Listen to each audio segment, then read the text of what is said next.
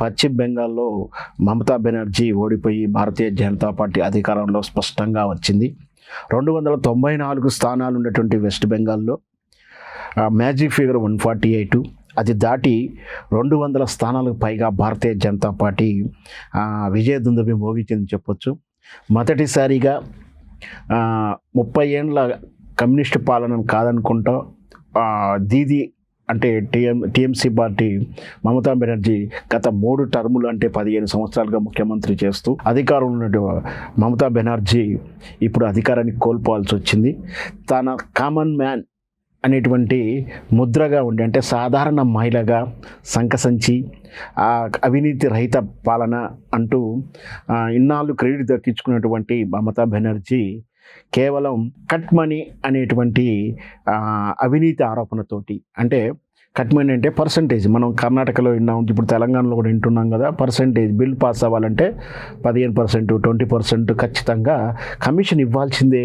ఇంకా తెలంగాణలో మనం విన్నాం ఏమిటంటే అది కాంగ్రెస్ పార్టీ వాళ్ళైనా సరే ఇవ్వాల్సిందే అని కూడా విన్నాం. అట్లాంటి ప్రాపగండమే కట్ మనీ అనేటువంటి విధానం ఒకటి బాగా ప్రచారం రావడం, అధిక ధరలు, ప్రజా వ్యతిరేక నిర్ణయాలు, కొన్ని శాంతి భద్రతలు దెబ్బతినడం, ముఖ్యంగా మెడికల్ స్టూడెంట్ మీద జరిగిన అత్యాచారం అది చాలా ట్రిగ్గర్ అయింది వెస్ట్ బెంగాల్లో ఎన్నికల్లో. దీనితో పాటు భారతీయ జనతా పార్టీ నరేంద్ర మోడీ నేతృత్వంలో గత 10 సంవత్సరాలు 2 ఎన్నికల టర్మ్ నుంచి పశ్చిమ బెంగాల్ కాన్సన్ట్రేషన్ చేయడము, టార్గెట్గా పనిచేయడము, పశ్చిమ బెంగాల్లో ఎట్లయినా సరే కమల జెండా ఎగరేయాల్సిందని చెప్పి గత ఎన్నికల సందర్భంలో చాలా ప్రయత్నం చేసిన భారతీయ జనతా పార్టీ మమతా బెనర్జీకి బాగా బలమైనటువంటి నాయకుడు అంటే సువేది అధికారిని వాళ్ళ మమతా బెనర్జీ పార్టీ నుంచి వీళ్ళు భారతీయ జనతా పార్టీ లాక్కోవడం, గత ఎన్నికల్లోనే మమతా బెనర్జీ ఓడిపోతుందని అనుకున్నాం, కానీ అక్కడ గెలిచిందప్పుడు. కానీ ఈసారి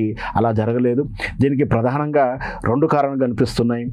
మహిళా భద్రత అనే నినాదాన్ని భారతీయ జనతా పార్టీ ముందుకు తీసుకెళ్ళింది, మహిళలకు భరోసా విషయంలో ముందుకెళ్ళింది. దాంతోపాటు మమతా బెనర్జీ మీద అవినీతి ఆరోపణలని బాగా ప్రచారం తీసుకురాగలిగింది. అది సందేశ్ ఖాళీ అనేటువంటి స్కామ్ ఒకటి, అంటే రేషన్ శాఖలో అక్కడ అవినీతి బలంగా వేరుకుపోవడం, ఆ నాయకుడి మీద ఏదైతే అవినీతి ఆరోపణలతో పాటు ఆయన ఒక రౌడీ లాంటి ప్రవర్తన, పోలీసుల మీద దాడి చేయడం, అధికారుల మీద దాడి చేయడము, ఇవన్నీ కూడా బాగా ప్రాచుర్యం తీసుకోవడంతో పాటు ఇక్కడ సర్ అంటే ఓటర్ల లిస్టుని మళ్ళీ రివైజ్ చేసేటువంటి సర్ అనేటువంటి లేదా విధానాన్ని భారతీయ జనతా పార్టీ టార్గెట్గా పనిచేసింది అని ఆరోపిస్తున్నారు. అయితే ఇది నిరంతర ప్రక్రియ, అంటే ఓటర్ లిస్టులో ఓటర్లుగా లేని వాళ్ళు, తరలి వెళ్ళిపోయిన వాళ్ళు లేదా చనిపోయిన వాళ్ళను, ఇట్లాంటివి కూడా ఊరిల్లి వదిలిపోయిన వాళ్ళని, ఇట్లాంటి వాళ్ళని కూడా రీకలెక్ట్ చేస్తూ అభ్యంతరాలు ఉన్నటువంటి దొంగ ఓట్లని ఎవరైనా అభ్యంతరాలు ఉన్నప్పుడు వాళ్ళని కానీ ఇట్లాంటివన్నీ కూడా సరళిస్తానికి చేసేటువంటి ఈ సర్ అని పట్టుకొని అడ్డం పెట్టుకొని ఇక్కడ మా పశ్చిమ బెంగాల్లో బంగ్లాదేశ్ నుంచి వచ్చినటువంటి వలసవాదులు చాలామంది ఉన్నారు. వాళ్ళు ముస్లిం మతస్థులు, వాళ్ళంతగా రోహింగ్యాలు, వాళ్ళకి ఈ దేశంలో పౌర హక్కులు ఎట్లా ఇస్తాము అని చెప్పేసి భారతీయ జనతా పార్టీ మొదటి వాదిస్తుంది. ఈ దేశం కాని వాళ్ళకు ఓటు హక్కు లేదంటూ కూడా వాళ్ళని వెతికి అంటే లిస్టులోంచి పేరు తీసేయడం, వాళ్ళని తిరిగి స్వగ్రామాల కంటే మళ్ళీ బంగ్లాదేశ్ పంపించిన వైనాలు కూడా మనం చూసాం. ఇవన్నీ కూడా భారతీయ జనతా పార్టీ గెలుపు కారణమైంది. దాంతోపాటు వాళ్ళు ఇచ్చినటువంటి పథకాలలో హామీలు ఏదైతే ఉన్నాయో, భారతీయ జనతా పార్టీ ఇచ్చినటువంటి మహిళలకు కుటుంబానికి 3,000 రూపాయలని, వాళ్ళు కూడా ఏదైతే తెలంగాణలో కానీ కర్ణాటకలో కానీ నిన్నటి ఆంధ్రప్రదేశ్ ఎన్నికల్లో పనిచేసిన ఉచిత బస్సు ప్రయాణాన్ని భారతీయ జనతా పార్టీ ప్రామిస్ చేసింది. గర్భిణులకు 21,000 ఇస్తామని, మహిళలకు లక్పతిని చేస్తామంటూ కూడా వాళ్ళందరికీ కూడా 2,500 కానీ వాళ్ళకు పరిశ్రమలు పెట్టుకోవడానికి సహాయం చేస్తామని కూడా వాళ్ళు చెప్పడం, సాంప్రదాయ ఓట్లైనటువంటి ఏదైతే బెంగాల్లో సాంప్రదాయ ఓట్లైనటువంటి వాటిని కూడా ప్రభావితం చేస్తూ అక్కడ భారతీయ జనతా పార్టీ అధికారంలోకి వచ్చింది. అనూహ్యమైనటువంటి గెలుపు ఇది. ఈ ఎన్నికల ఫలితాలతోటి మనం స్పష్టంగా చెప్పవచ్చు, పశ్చిమ బెంగాల్లో కమ్యూనిస్టు ప్రాబల్యం కాదు, ఇక రానున్న రోజుల్లో ఈ మమతా బెనర్జీ సాధారణ సగటు మహిళ ఆ పార్టీ యొక్క ప్రభావం కూడా ఉండకపోవచ్చు.